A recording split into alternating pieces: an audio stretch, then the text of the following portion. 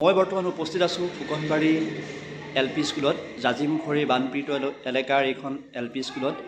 এই স্কুললৈ অহাৰ লক্ষ্যটো হ'ল এই বানপীড়িত এলেকাৰ ছাত্ৰ ছাত্ৰীসকলে কিনো কৰে, কেনেকৈ পঢ়ে, সিহঁতৰ প্ৰতিভা কেনেকুৱা, আমি সেইবিলাক দেখুৱাম।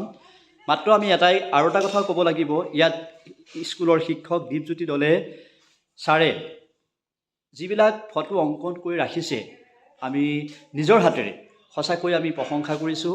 আৰু তেওঁ যেনেকৈ স্কুলত অংকন কৰিছে তেনেকৈ ছাত্ৰ ছাত্ৰীসকলকো যাতে এই চিত্ৰকলাৰ শিক্ষাৰে শিক্ষিত কৰি এই জাজিমুখৰ এই ছাত্ৰ ছাত্ৰীসকলক এটা নতুন মাত্ৰা দিব বুলি আমি আশা কৰিছোঁ। আৰু এই ছাত্ৰ ছাত্ৰীসকলৰ পৰিৱেশন কৰা আমি কিছুমান বস্তু আমি ৰাইজলৈ লৈ যাম। তেওঁলোকৰ মুখেৰে কেনেকৈ তেওঁলোকৰ প্ৰতিভা বিকাশ কৰিব আমি দেখাবলৈ চেষ্টা কৰিম।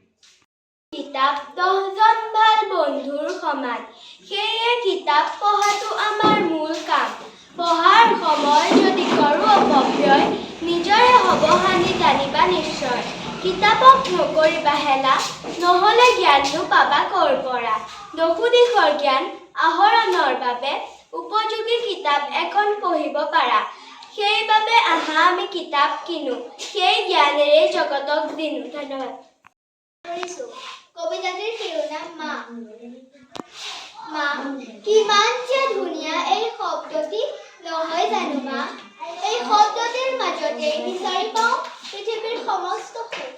মা মানে পৃথিৱী, মা মানে শিক্ষক, মা মানে প্ৰেৰণা। মা, তোমাৰ বাবে এই পৃথিৱীখন ভোগ কৰিব পাৰিছো, শব্দৰে প্ৰকাশ কৰিব নোৱাৰি। কিমান